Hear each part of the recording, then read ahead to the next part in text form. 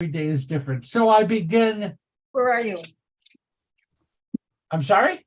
I just want to know where we are on today. He hasn't announced it yet. Thank you, Effie. I didn't hear it also. That's because I didn't say it. Here I begin. Please, this is a stage performance. Okay, sorry about that. To dream the impossible dream. By the way, you can recite with me. To fight the unbeatable foe. Don Quixote. Bear with unbearable sorrow, to run where the brave dare Never not go. To right the unrightable wrong. To love pure and chaste from afar.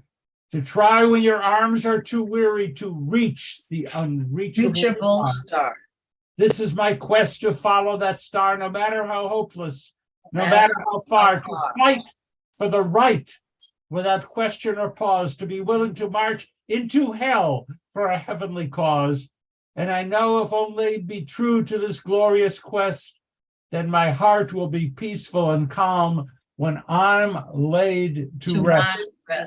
And the world will be better for this, that one man strong and covered with scars still strove with his last ounce of courage to fight the unbearable foe, to reach the unreachable stars, to dream the impossible dream. What does this have to do with Steve? That just happens to be a poem I knocked off over this week, and we're looking forward to some connection. Those of you who know what the Sedra is, understand what's going on. The rest of you, including Steve, who has a special role, we'll find out in a minute. Okay, Sunday, Erev Hanukkah. Hanukkah begins Sunday evening. December 28th is our next current events class. We are having fun with that. That is really coming along very nicely. I love it at the end of the hour when I send a group of people screaming into the streets and they're not happy. So that's very successful. Cindy and Jim. Cindy first, Hanukkah, Thursday, whatever. Yeah, Thursday, the 22nd. It's a Wilshire Boulevard Sisterhood event. Rabbi Nanas is going to lead us at Froman's restaurant. We have about 50 people coming now, and hopefully we'll sort of take over the restaurant, and we'll be lighting the Hanukkahs, and just depending on how the restaurant feels, Rabbi Nanas might tell a story. We might sing songs. It's a no host. They're wonderful about doing separate checks. There's no corkage fee. So if you want to bring wine, but if you want a seat, you do need to register. You could either go to the Wilshire Weekly or to the calendar. We have to let the restaurant know exactly how many seats. If you signed up and can't come, please let us know so we can just have an accurate count and not have a lot of empty seats. But it should be just a fun evening. Eric says, I'm in Florida, wish I could come. Okay. By the way, Women of Wilshire, WOW, they've now formed another international federation hosted in the United States, and it's an International Women's Wrestling League, and they call themselves WOW.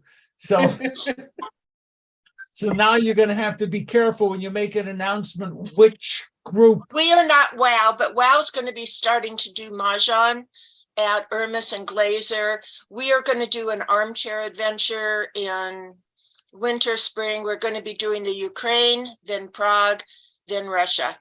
And we're still doing our happy hours once a month. Everyone's welcome.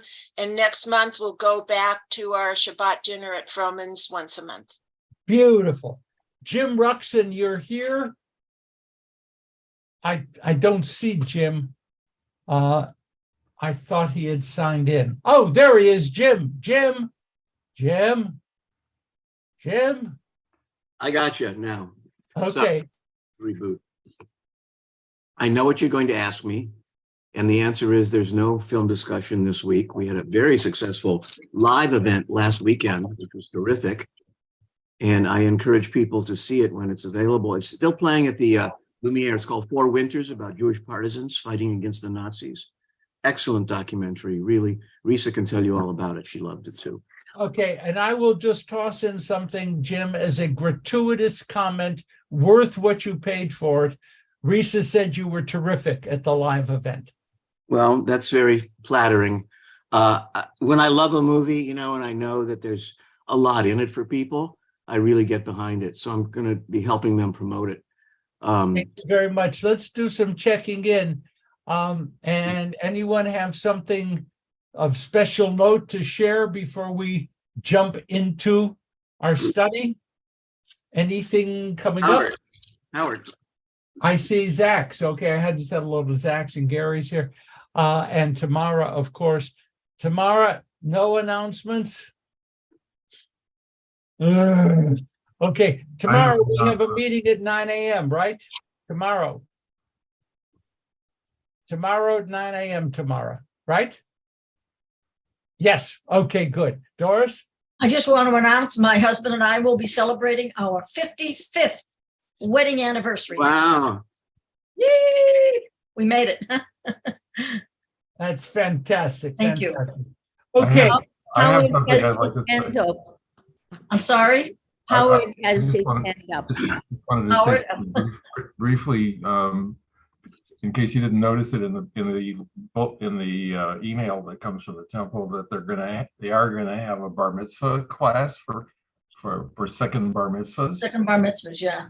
and you have to contact. Believing me? I- Joel. I So I it's- don't know where they got the idea, but I think that is wonderful. It'd be nice if Wonderful. anybody who else, hopefully more people will do it. It'd be kind of a group, Me at too. least a few We'll take people care of will business. sign up. I won't be here when you get back, probably. Okay. I will- Yeah. Certainly can invite, You might want to Yes, I consider could doing use a it. tank, but I'm gonna be okay. Especially- Iris, turn off your microphone. I'm sorry. I thought I had it off. I apologize. okay, now if you want, Howard, Tamara and I can come to the class and explain how extraordinarily wonderful the experience is. But you maybe don't have to invite us, that's contact okay. Yeah, would be nice to get a couple other people to sign up. I think it's a great thing, especially if you really learn to, if you're interested in Torah study, being able to read and understand a little bit of the Torah reading and do the chanting, which is a big part of the experience of the content. Wonderful. Great, yeah. Okay, we are on page 246 in the Plout, 212 in the Women of Reformed Judaism, WRJ, Genesis 37, 5 to 11. Now, what we're going to be doing is spending the morning, the hour in dreamland. We are 25 going minutes. to be talking about dreams. And Steve, when I said we're going to be, imitating you, you are lying back on a couch, and before the hour is over, so will we all be, lying back on the psychoanalyst couch discussing our dreams. So you've set the style for today, and thank you for that. We know these dreams, but let's get the details. 37, 5 to 11. Do we have a reader? 37. Oh, Lynn. Lynn always volunteers for this. Yes, thank you. Lynn. Okay. Joseph dreamt a dream one time, and when he told it to his brothers, they hated him all the more. He said to them, "Do hear this dream that I dreamt. There we were, tying up sheaves of wheat in the field, when my sheaf rose up and stood up straight. Your sheaves then paraded in a circle around mine and bowed down to my sheaf." His brothers said to him, "Are you so certain you will reign over us? Do you really expect to rule us?" So they hated him all the more for his dreams and for his words. Okay, good. Let's find someone to read 9 to 11. 9 to 11. Do we have a reader? Howard. Okay. And he dreamed yet another dream and recounted it to his brothers. And he said, "Look, I dreamed a dream again. And look, the sun and the moon and 11 stars were bowing to me." And he recounted it to his father and to his brothers. And his father rebuked him and said to him, What is this dream you have dreamed? Shall we really come, I and your mother and your brothers, to bow before you to the ground? And his brothers were jealous of him, while his father kept the thing in mind. Okay, by the way, verse 11 says Vayikanubo, and the text translates it as his brothers detested him. I don't know. I thought jealous would have been better there. That's what my text says, jealous. My check said That's envy. what I read. That's the way I read it. And his brother, I should have said that it was the Robert Alter translation, and it says, and his brothers were jealous of him. Okay, now here's the first treasure hunt, ladies and gentlemen. There is a profound problem in verse 10. What is that problem? Oh, Donna, there you are. Okay, what is it? His mother's dead. That's the problem.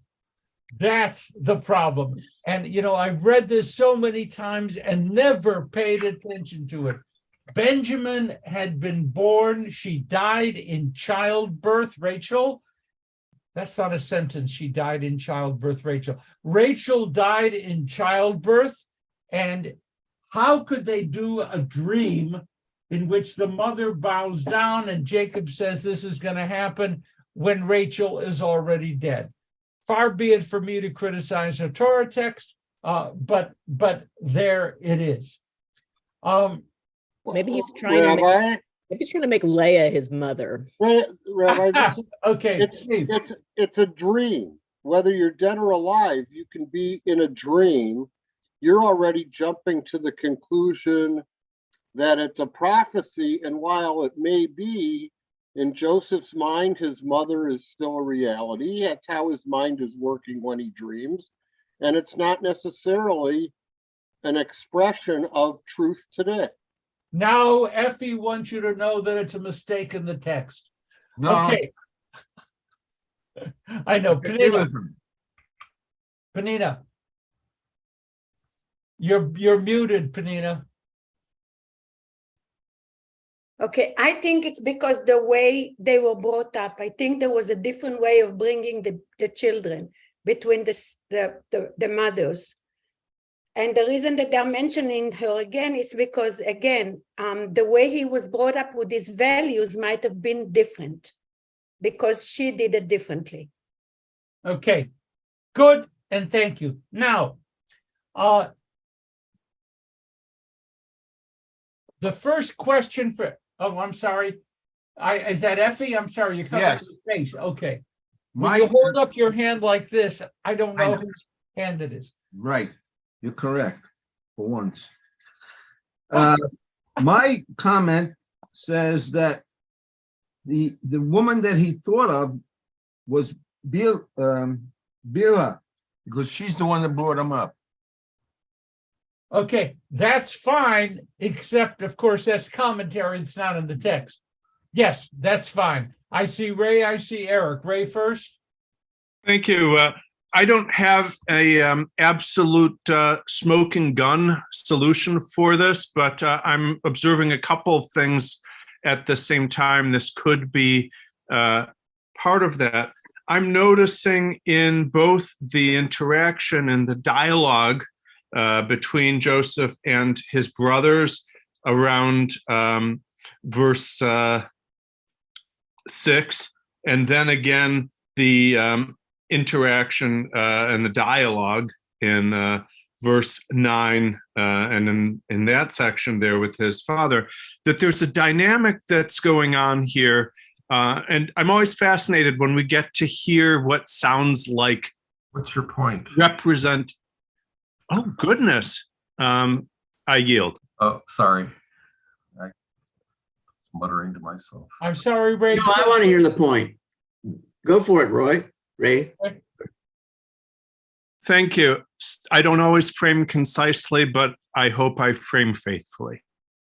What I notice is that in both of these encounters, the people reacting, the brothers in the first example and his father in the second example are doing what looks to me like a behavior of what are, in modern day parlance, we would talk about, they are escalating the dispute. So indeed, I'm pretty sure that we're seeing narcissism in what Joseph is saying in both cases, but we are not seeing him say what his brothers accuse him of. They escalate to say, "Are you certain you will reign over us?" Joseph did not say that plainly. The brothers are getting irate and putting further words into his mouth and making a bigger transgression than Joseph did.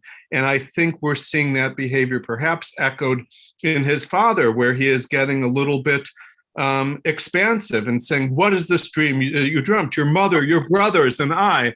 And if he too is kind of escalating and putting words into Joseph's mouth so that he can be even angrier than at what Joseph actually is reported here to have said, then why not drag the dead mother into it? How would your mother feel about the way you are acting? I think there are no faithful, peaceful people in this exchange. I got that, Eric, and then we're going to move on. Eric?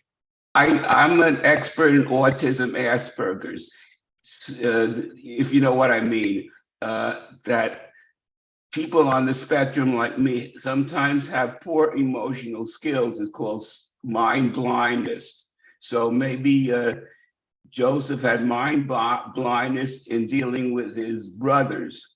It is common in the autism spectrum to misread cues and body language and all that, because we are incapable of doing that. So possibly Joseph had a talent which made the brothers envious. So his special skill was to have dreams and interpret them. So that's what his special interest was. Thank you very much. Okay, that's really fun. So what we have here is yet another chapter in the book of Joseph. I want to get on, but Mara, Harv, hi Harv, you want to do a quickie and then we're going to move on? Yeah, in terms of the statement that shall I and thy mother and thy brethren indeed come to bow down to thee, I think it tells us or asks us to reconsider how we view the world and the possibilities in the world. So in other words, just because things have always been this way, it doesn't mean they always have to be this way, and it doesn't mean that they're always right because they have been this way. Thank you. Okay, now my next thing is lie back on a couch, relax, and I want just a few brief comments on the topic. What do dreams mean to you? Okay, not paragraphs, a line or two. What do dreams mean to you? Okay, Erica, quickie. Okay, a foreteller, what's to come? Because I had bad dreams after my father passed away in Alzheimer's that I'll be next. So I had to get care for myself, trust and wills and everything like that. So that was to get me off my tush and do something. Okay, great. Dreams. What do dreams mean to you, Donna? I think dreams are the subconscious mind working out some problem while you're asleep. And a lot of times there's material that just happened recently, like the night before you went to bed, and your subconscious is trying to figure it out. Thank you. Maya? I would say my dreams, especially the nightmares, are the formulation of my anxieties. They're telling me what the worst possible scenario could be, so that when I work them out in the real world, I can logic my way through figuring out whether or not that will actually happen. Super. Thank you. Do we have one or two other comments for you as individuals, not theoretically? What does a dream? What do dreams mean to you? Anyone else? Anyone else? By the way, Joy has her hand up. I'm sorry? Joy has her hand up. I didn't see that. Okay. Hi. Yes. So there's a portion of scripture that says too much activity leads to restless dreams. And so I just wanted to agree with Donna and then Maya to say that I think it's just maybe our brains just working things out. And so if the dreams a little bit all over the place, there's at least for me, there's at least scriptural precedent to say that, okay, my brain's just being a brain. Okay, great. Okay, Risa, then we're stopping. Risa? A lot of my dreams reflect my fears, some from years ago, and some that get triggered by something that happened during the day.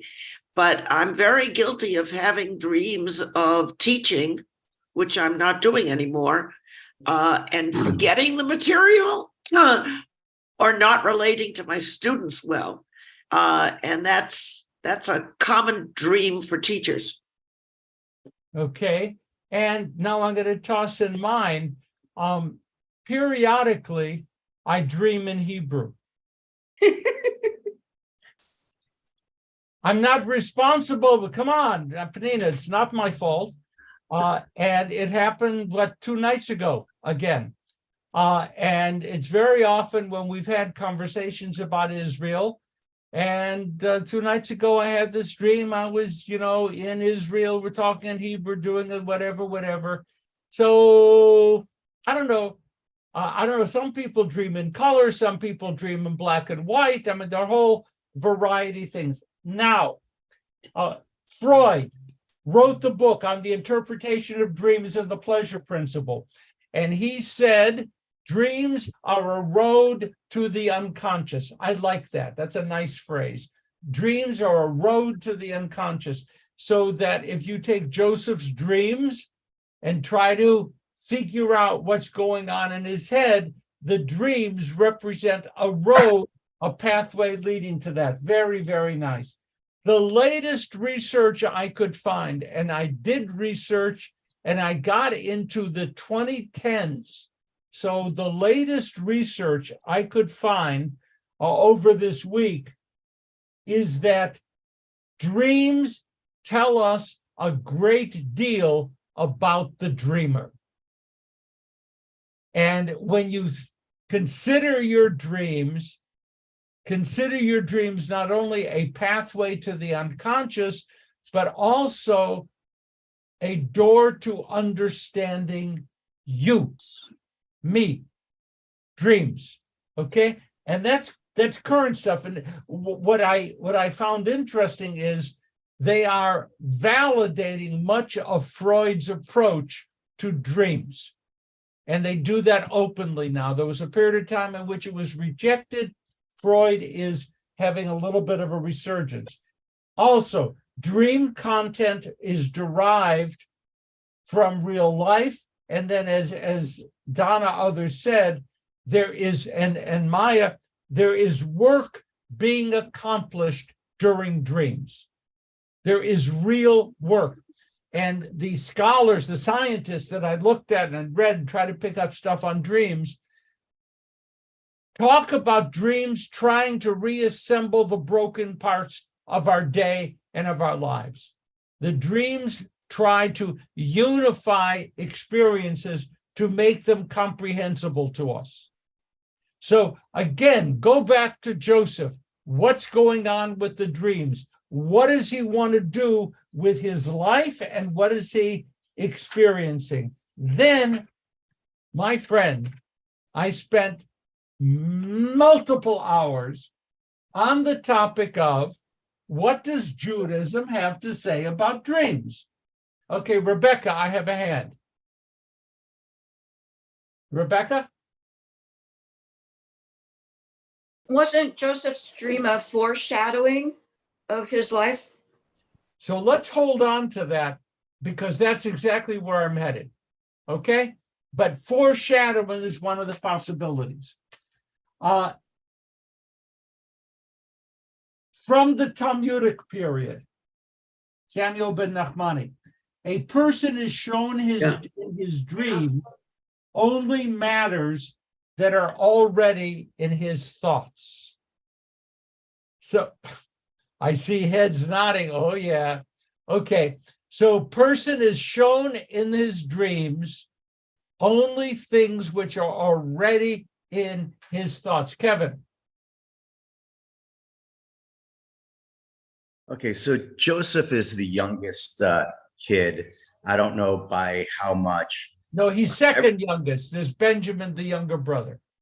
Okay, so everyone has to go and tend the sheep and tend the farm, whatever it is. But being that young, you don't have as much responsibilities, and the older brothers might be, punishing him, like locking him in the shed, having fun, say, go play hide and seek. Yeah, we're looking for you, whatever. And, he's just, getting beat up all the time. And he comes and says, well, I had this dream where I'm not being beat up. And that's what his dreams are, or could be.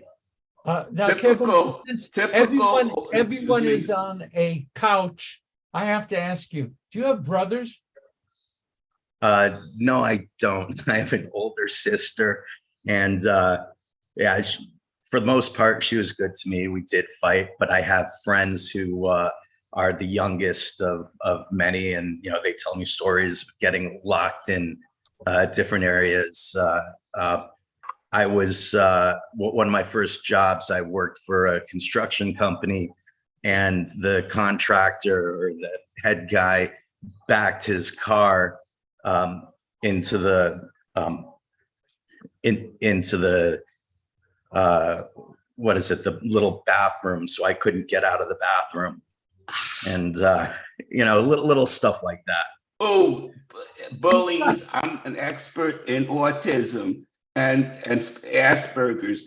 Bullies often bully people who have extraordinary talents and gifts, so that we are all we on the autism community must be we are on defensive mode all the time, which is like very taxing on our energies.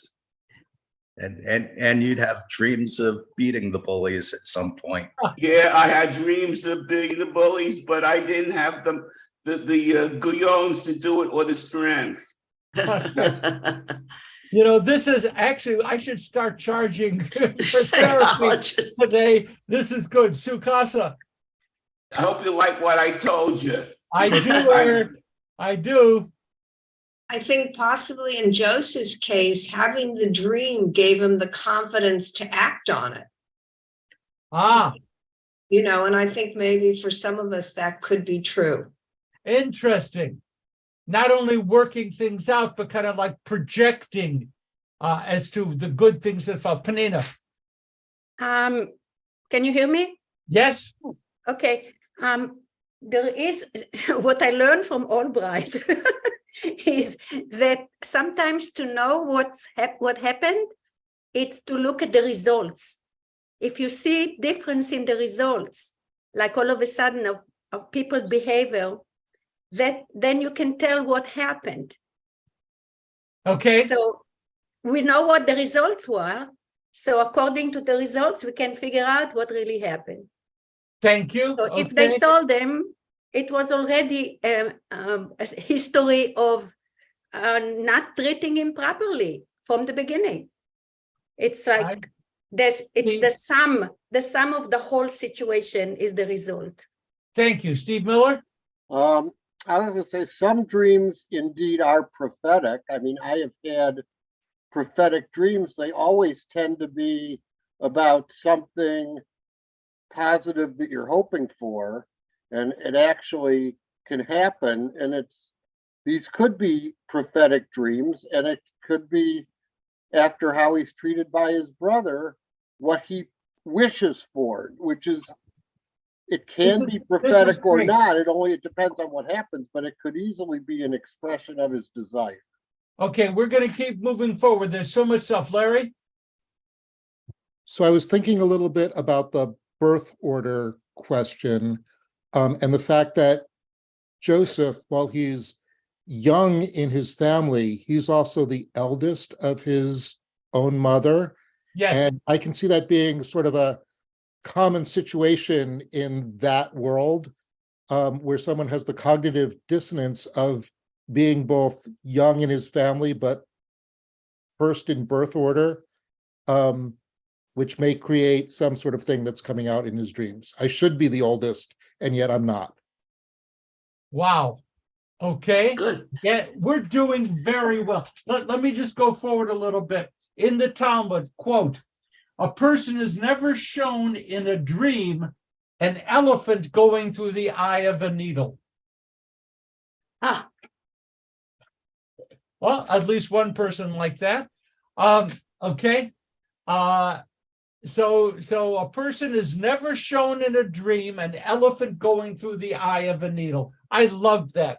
First of all, it struck me, eye of the needle is a quote coming out of the New Testament, which is just an interesting thing. And I thought it was a weird thing. And then the same kind of phrase, not that they're connected, shows up in the Talmud, which means that the eye of a needle was something that people focused on. They were aware of it. They had needles and they saw, and in a dream, you don't see a needle having an elephant going through. I mean, that's fine. Then a comment, because we are Jews, and I want to keep that very heavily in mind. A rabbi stated, dreams have no consequence, no meaning one way or the other.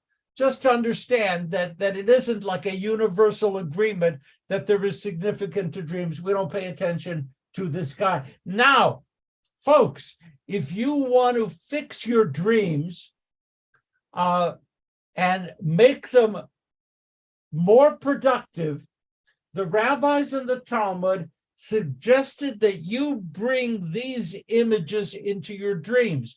So if you want to write down a list, and right before you go to bed tonight, say, well, I'm going to try to dream about this. See if you can influence your dreams. If you do, all of these are siman tov. All of these are a good sign, okay? I don't recommend, there it is, I'm going to give you what I know. Olive oil. I'm not responsible. If you dream of olive oil, this is a good thing. Next, an etrog. If you dream of an etrog. Next thing, rooster. Roosters are good things to dream of. Next thing, broken eggs. I'd like to suggest Teresa and others that if you dream of broken eggs, that is a good thing. And Tamara, if you dream about going up on your roof, it's a good thing. Okay? All right? So that's a good thing. Now we're getting into some stuff. Dreams in the Hebrew Bible are frequently equated with visions. And we're just trying to get the language clear, okay? So you talk about dreams, that a vision is something else, right? A vision is something that could happen, or a little predictive, a little prophetic. So dreams are sometimes visions in the Torah, in the Bible, frequently. Now we're going to run. I mean, the time is, shoot, this is too interesting. On page 290 in Plout, Genesis 46 to 290, just a quickie, and I have so much that's interesting. We could spend a week. Okay, here we go on 290, and we want 46:2. Okay, we forget this. All right, we forget this dream. It's not listed, but here it is in the Torah. So after Joseph is in Egypt and the family finally is told to come down to Egypt, right? Jacob called Israel here, and all the family set up off, and they get to Beersheba, offer sacrifice. Now, God addresses Israel. Remember, that's Jacob, right? God addresses Jacob in a night vision, saying, Jacob, Jacob. And what does Jacob say? Hineni. Hineni. That's every time there is a mission, Hineni shows up, okay? Here I am. God said, I am God, the God of your father. Do not be afraid to go down to Egypt, for I will make you a great people there. I myself will go down with you to Egypt. I will most surely bring you up as well. Joseph will lay his hand upon your eyes. In other words, Joseph will be present when you die. Okay? So here is a dream that is a vision. It's a dream we forget about. We don't talk about this dream, but it's a really important one. Jacob, Israel, is trying to figure out, what am I doing going to Egypt? And he's working out the problem. And he works it out by having God say, go. But then the interesting part, I will make you a great nation. Remember that all of Genesis is a doorway to getting the Jews, Israelites, Hebrew, into Egypt. Got to do that, right?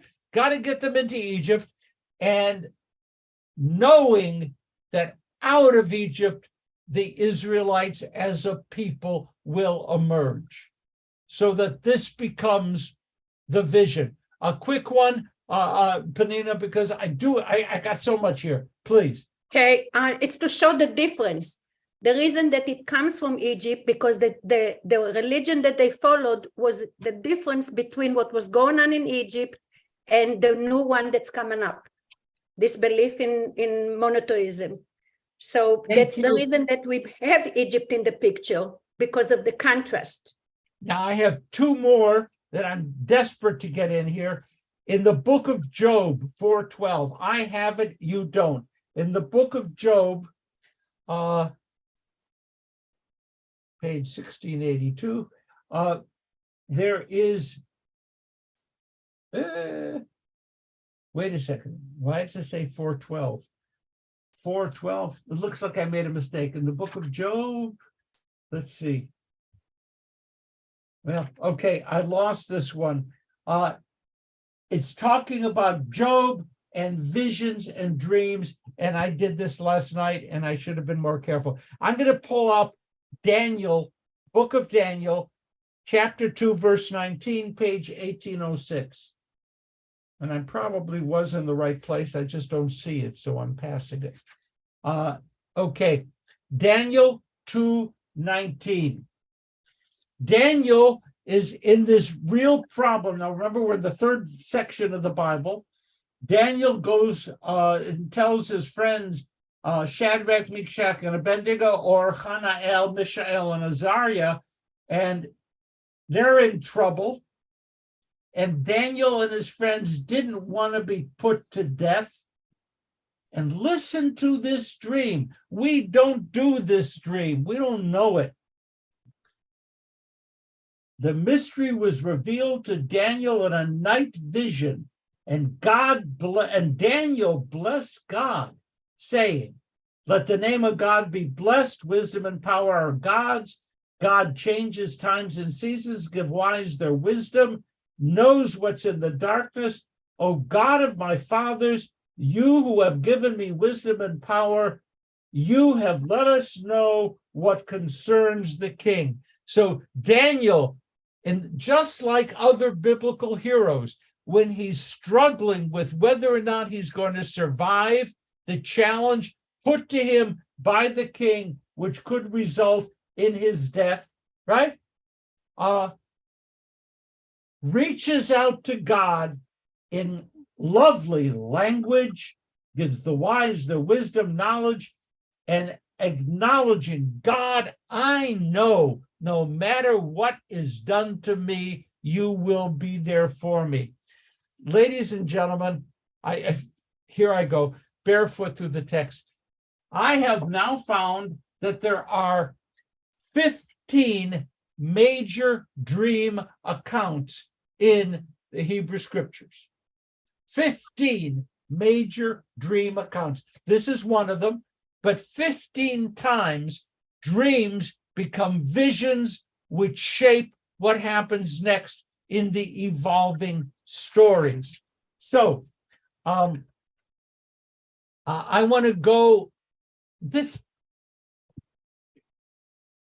is so good. And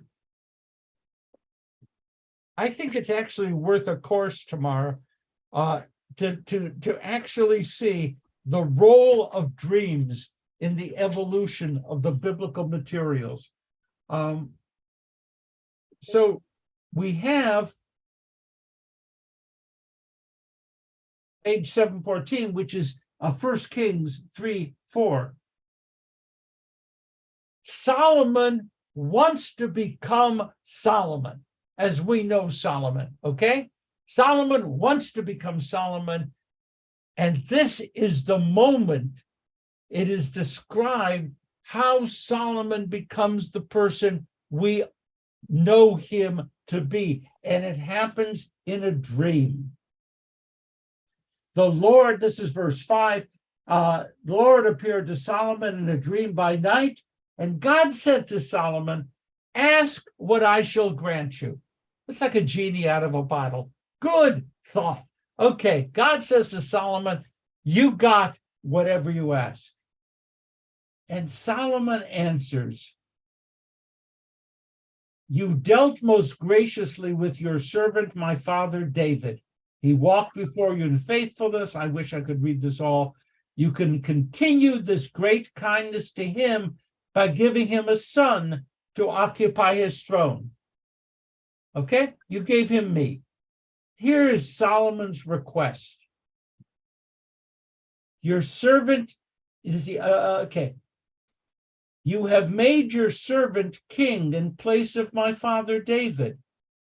But I'm a young lad with no experience in leadership.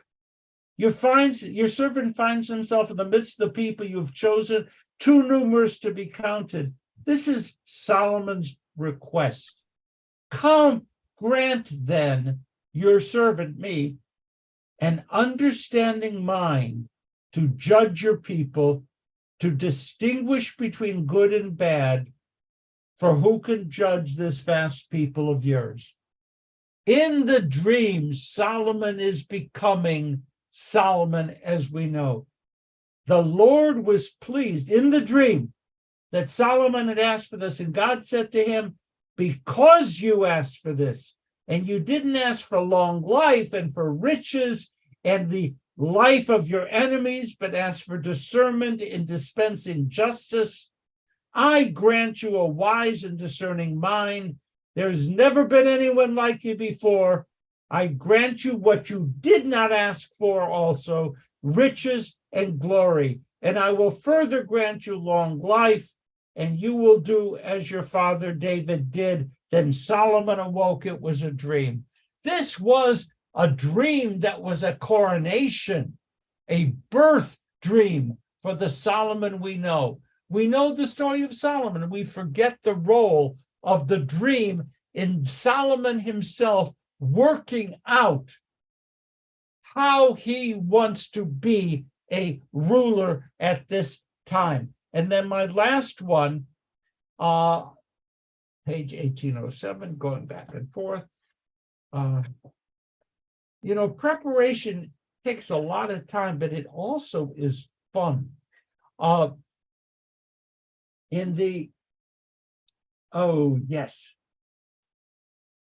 book of Daniel. Dreams are big in the book of Daniel. And Daniel goes,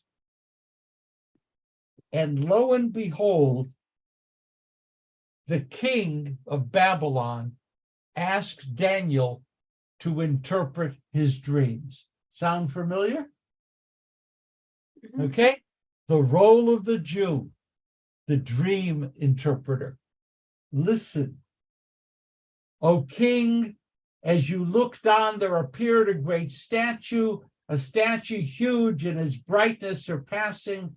The head of that statue fine gold, its breast and arms were silver, its legs were iron. As you looked on, a stone was hewn out and struck the statue, and the feet of iron, clay, bronze, silver, gold were crushed.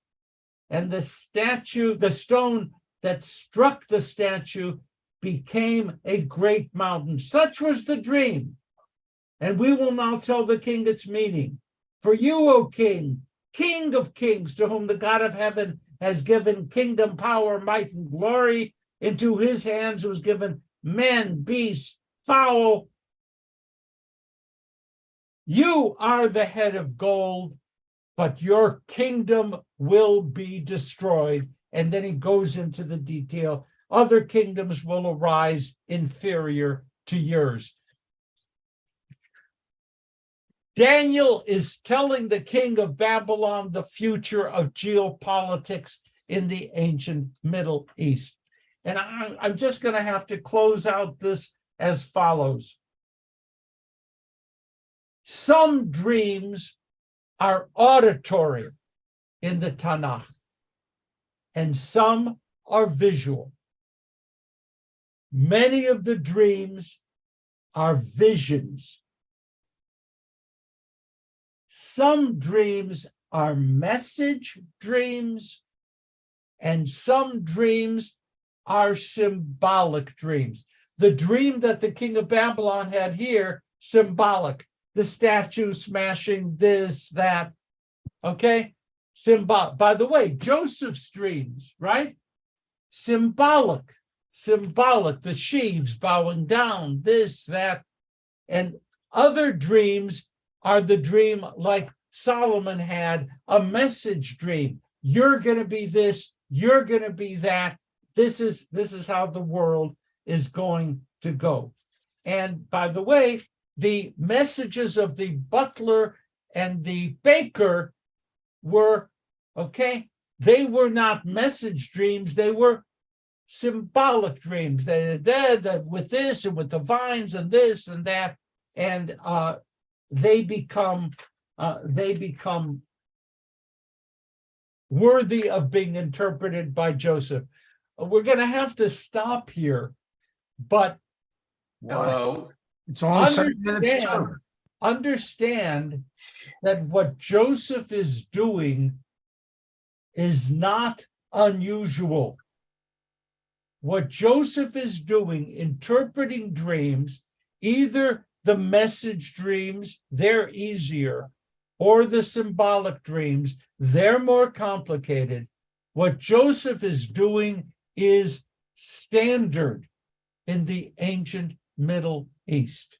It is one of the ways that people struggled with understanding their world and struggled with whom they are to become. Eric, you get the last word. Okay. Jacob and the wrestler, was that a dream? Was that the dream sequence that Jacob wrestled with the angel to change his name to Israel? You did a Perry Mason on me. Okay, and the way it's portrayed, he encountered a man in the night, right? Yes. My teacher is shaking her head. No, this is not a dream. It is a dream. Okay, do I get a dream? Because it is a dream. From my perspective, it is. No, it's not. Tamara, go ahead. What do you say? Well, we don't know what really happened, but as far as the Torah goes, it's not a dream, it's a real encounter. However, we might want to interpret it as a dream, but that's not what the Torah says. It's a real encounter that leaves him limping as well as transformed. Not only leaves him limping, but removes a certain part of the cow from ever being eaten. The Gid Hanasha, right? The whatever. Okay. So, Eric, it's a question, dream or an actual encounter. and I'm happy to fit it into my discussion of dreams, but the Torah says it as an encounter. I thought when he was wiggling around in his dream, he sprained his leg. That's what I gathered, in my opinion, but I don't know. Thank you very much, and I appreciate the time with you. Okay, yeah, that's a fun way to look at it, that squirming around in his dream, he strained his leg, and the Torah describes it as the angel, struck him there. I love it. Interpretation continues. Folks, thank you for today. Today was on the couch with Steve Miller, trying to figure out what dreams mean. We read the story of the dreams. We don't think about dreams. And today, tried to do that, tried to get past the familiar and open up some real questions. And your comments were terrific. We are going to move now to Kaddish. Is it okay? Okay, Tamara is saying a message to Eric. Eric, did you read the message? I just want you to know how much I enjoyed this session and how much I enjoyed being with you, okay? It's just good. Those who have passed away during the past month, Rocio Delgado, Charles Dolgener, Judy Eder, Paul Fisher, Linda Friedman, Linda Gash, Robert Katsky, Dorothy Koenig, Ezra Cohen, Irene Saltzman, Carolyn Scher, Moshe Jeffrey Shopson, Norman Siegel, Elaine Wexler, Jacqueline Weinberg, Sydney Weinberg. The following, the Yortzeits, of whom had occurred during this past week: David Abelson, Isaac Alex, Hosheng Amini, Alvin Barbanel, Miriam Barron, Constantine Baruch, Lee Bass, Jerry Bendit, Irving Berman, Sandra Black, Michael Blankfort, Dorothy Blankfort, Hannah Blankfort, Henry Blankfort, Seal Bloom, Inger Bronston, Julius Brown, Minnie Kaplan, Barry Chasen, Eleanor Kohler, David Dayani, Zoe Dworsky, Marilyn Ehrman, Sam Enton, Francis Fenton, Harvey Foreman. Abraham Goldberg, Miriam Goldfarb, Dorothy Goldman, Ethel Goldmark, Julie Goldsmith, Marion Grad, Menorah Hacker, Jean Hartman, Lawrence Jeffrey Heineman, Sheppy Hockenberg, Benjamin Holm, Naomi Leah Howard, David Warren Hudson, Gordon Allen Holtmark, Marshall Jacobson, Robert Kahn, Steve Kaplan, Madeline Carnes, David Keith, Julian Kleinman, Estelle Clevin, Flora Kohan-Bashiri, Max Cole, Ralph Kopolov, Jerome Koenig, Gertrude Landy, Annabelle Leon, Gladys Liebner, Melvin Lynch, Maurice McGalnick, Anna Mallon, Alvin Miller, Sylvia Morgan, Evelyn Nathanson, Robert Newmeyer, William Pashkow, Ellen Paul, Dorothy Plager, Molly Pollock, George Rains, Lorene Randall, Edna Reese, Meyer Ramick, Seymour Rosenthal, Reese Rustin, Irving Rubenstein, David Salmonson, Dominic Savarine, Clara Siegel, William Scher, David Stewart Scher, Reva Silverstein, Betty Stein, Jeanette Stein, Martin Sternberg, Marilyn Sussman, Eugene Tate, Mindell Wallach, Gary Weiner, Gerald Weinstein, Marsha Weinstein, Sylvia Weitz, David Yomtov, Millie Zlatov. We also bring to mind all of those who died in defense of the United States, those who died in defense of the state of Israel, those who died through senseless acts of terror, those who have no one to say Kaddish for them. I apologize for my mispronunciations, and if you have any other names now, please do speak them aloud or speak them in your hearts.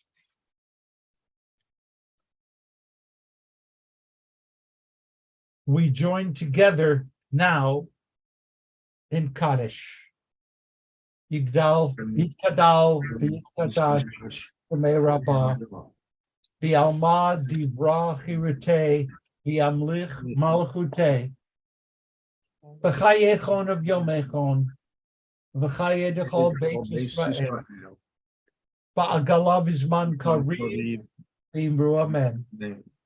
Yehei Shmei Rabbah Mevarach, V'yalam Ulalmei Almaya, Yisbarach, V'yishtabach, V'yitpa'ar, V'yitromam, V'yitnaseh, V'yitadar, V'yitaleh, V'yitalal, Shmei Kudisha, Richu, La'ela min kol birchata v'shirata, tushbachata v'nechamata, ta'miran bi'alma v'imru amen. Yehi shlama rabba min shemaya, v'chayim, aleinu v'al kol Yisrael, v'imru amen. Oseh shalom v'romav, hu yaseh shalom, aleinu v'al kol Yisrael, Amen. May God, who makes peace in the high places, make peace in our hearts, make peace in our homes, make peace in the household of Israel, make peace among all the families and nations of earth, and let us say, Amen. Shabbat Shalom, and the proper greeting starting tomorrow night. Chag Amen. Sameach. Chag Sameach. Great festival of lights. Chag Urim Sameach. Bye, everybody. Thank you. Thanks so much. Shalom. Thanks a- Shalom.